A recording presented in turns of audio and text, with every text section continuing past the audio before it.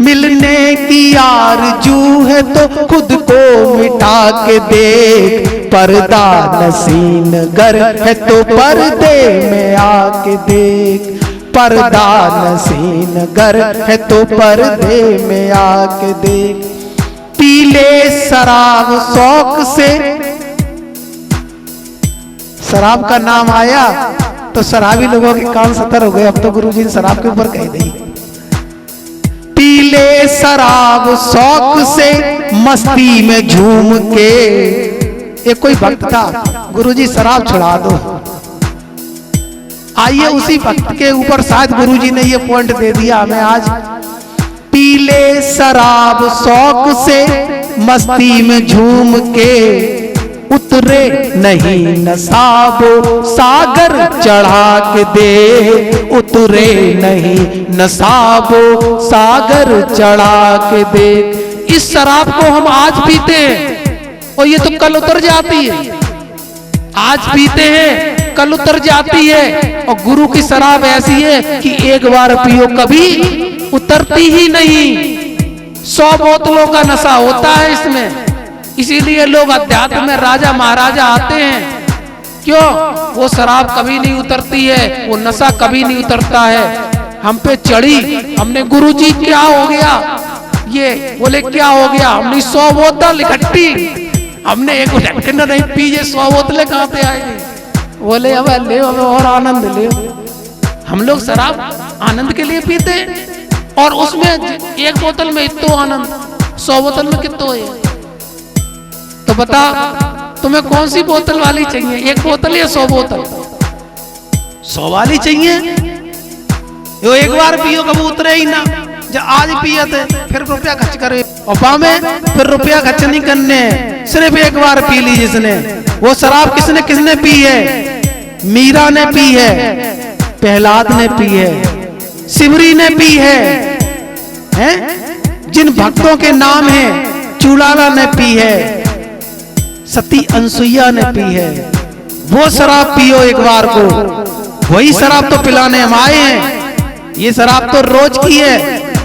एक बात बताओगे, कोई झुग्गी झोपड़ी में रह रहा हो और उसे महल दे दो, अब क्या वो झुग्गी झोपड़ी की याद करेगा?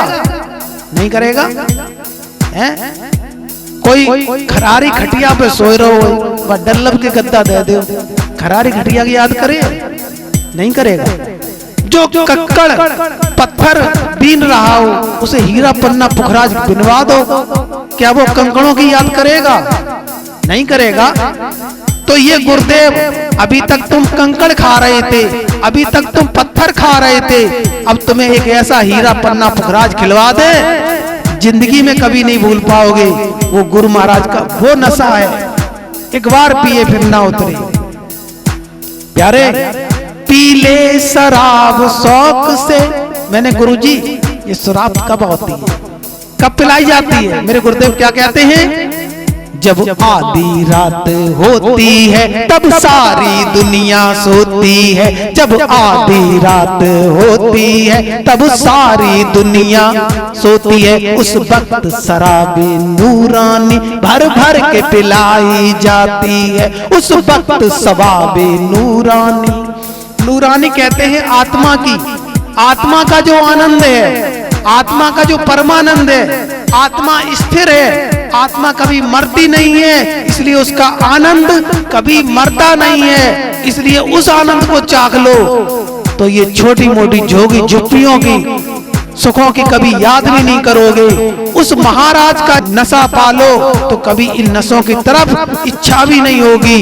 एक बार चक्के तो देखो, एक बार पिए फिर ना उतरे वो में यहाँ पे पिलाई जाती है, जब सारी दुनिया सोती है तब आधी रात होती है, उस वक्त शराबे नूरानी भर भर के पिलाई जाती। कौन कौन पिएगा वो नूरानी शराब को? हाँ, जो योग्य है, समझदार है, उनने तो हाथ उठा दिया, पर जो एक ही ढक्कन में बेचारे संतुष्ट हैं, 10 ही रुपया में खुश हैं, वे लाख की सोचू ना रहे। ये तो लाख लुटाने वाले हैं, गुरुदेव के दरबार में लाखों की शराब लुट जाती है और तुम 10 ही रुपया में बह के जा रहे हो। 10 की छोड़ो, लाख की पियो, मजा आ जाएगा, आनंद आ जाएगा। इसलिए प्रेम से बोलो सच्चे दरबार की जय। पीले शराब शौक से मस्ती में झूम के। एक बार हम ये बात कह रहे थे, पीते रहो, हाँ पीते रहो, ये शराब वही है गुरुजी की। एक बार हम सत्संग कर रहे थे गांव में, याद को गांव था, शास्त्री बोले गुरुजी शराब को भजन ना गईयो। हमने कहा कि हमें निरे शराबी कहूँ ऐसा ना हो, गड़बड़ हो जाए मामला। हमने तो जरूर गए हैं, गड़बड़ हो जाए तो जरूर गए हैं। और हमने गाया, क्या गाया? एक शराब एक ढक्कन पीता है। मेरे गुरुदेव ने हमें बताया कि जो व्यक्ति एक ढक्कन शराब पीता है और चौराहों पे चिल्लाने लगता है, लोगों को परेशान करने लगता है, और कोई कोई तो पूरी बोतल पी जाता है पर पड़ोसी भी नहीं जान पाता है, उसे कहते हैं शराब, शराबत से। और ये शराब ऐसी है, बोले जब एक बोतल एक ढक्कन वाला तो ये हाल हो जाता है, और ये तो 100 बोतलों का नशा है। तो ऐसा करना, चुपके चुपके उस नशा का आनंद लेना। ये इसलिए कह रहे कल को तुम्हें भी अगर ऐसा नशा आ जाए तो उसका आनंद ही लेते रहना, लोगों को परेशान नहीं करना। हो सके तो उन्हें बता देना कि हम तो गुरुजी के दरबार पे आए, तुम्हें पीने हो तो तुम चले जाओ। प्रेम से बोलो सच्चे दरबार की।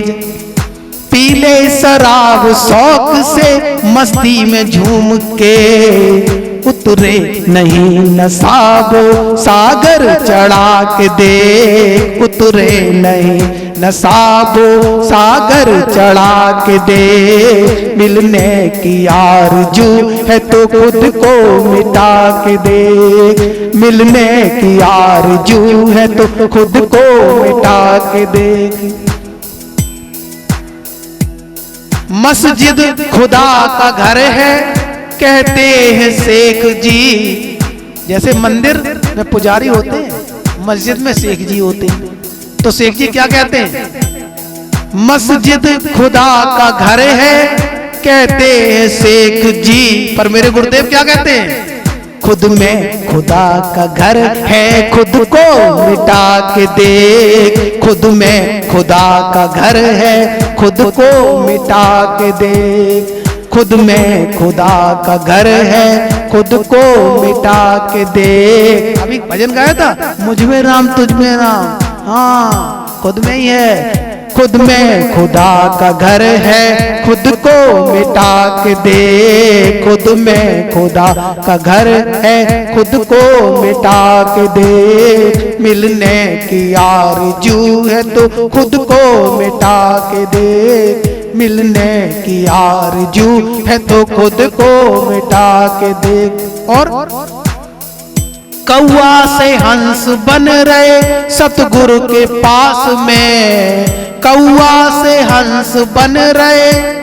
बड़ा कौन है, कौआ या हंस? बोलो, बड़ा कौन है? कौआ कभी रसगुल्ले बैठता है तो कभी गंदगी में बैठ जाता, पर हंस गंदगी में नहीं जाएगा, तो हंस बड़ा हुआ।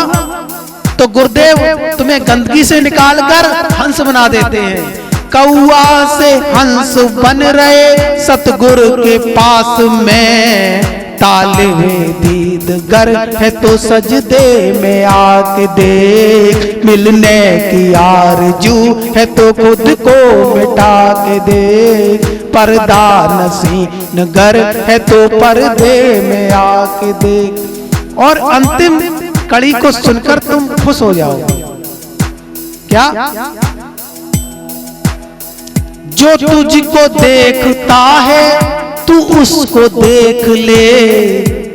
अभी पिछले भजन में क्या कहा था? सावधान परमात्मा देख रहा है। ये भजन में स्पष्टीकरण कर लेना। जो तुझको देखता है तू उसको देख ले। तुझे कौन देखता है? परमात्मा। और तू परमात्मा को देख ले, फिर आनंद ही आनंद, सारे सवाल हल हो जाएंगे।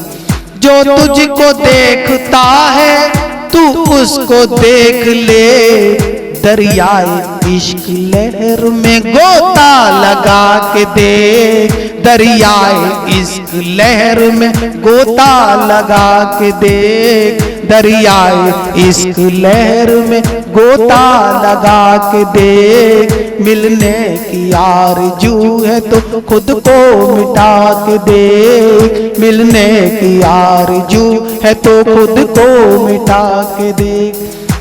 प्रेम बोलो सच्चे दरबार की जय। अभी इश्क का शब्द आया, एक और दृष्टांत देके फिर भजन ज्ञान संध्या को विश्राम की तरफ ले जाएंगे, समय का ध्यान करते हुए।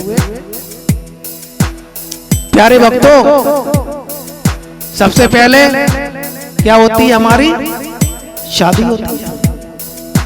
किन किन की शादी हो गई है? हो गई? हाँ। तो शादी जब होती है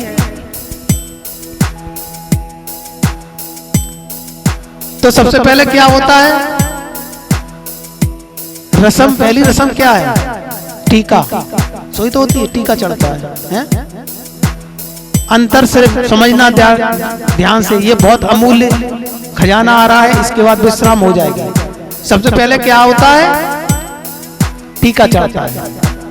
तो वैसे तो किसी लड़की से शादी होती तो हमारा हुयन टीका लगा हो जाता, पर गुरुजी शादी किनसे कराते हैं पता है? गुरुजी शादी कराते हैं किससे? हम सब आत्माएं हैं, चाहे स्त्री हो चाहे पुरुष, हम सब कौन है? आत्माएं। अच्छा, जब तुम्हारी आत्मा निकली और एक पुरुष की आत्मा निकली, अब तुमसे पूछी जाए कि कौन सी पुरुष की आत्मा कौन सी स्त्री की आत्मा, बता लियो? बता दो? नहीं बता पाओगे।